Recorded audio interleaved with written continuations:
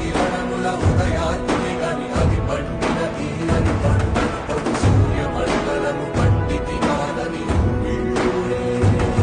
తన దేహం మాటున రవి మరుగై జగము చీకటై కాదా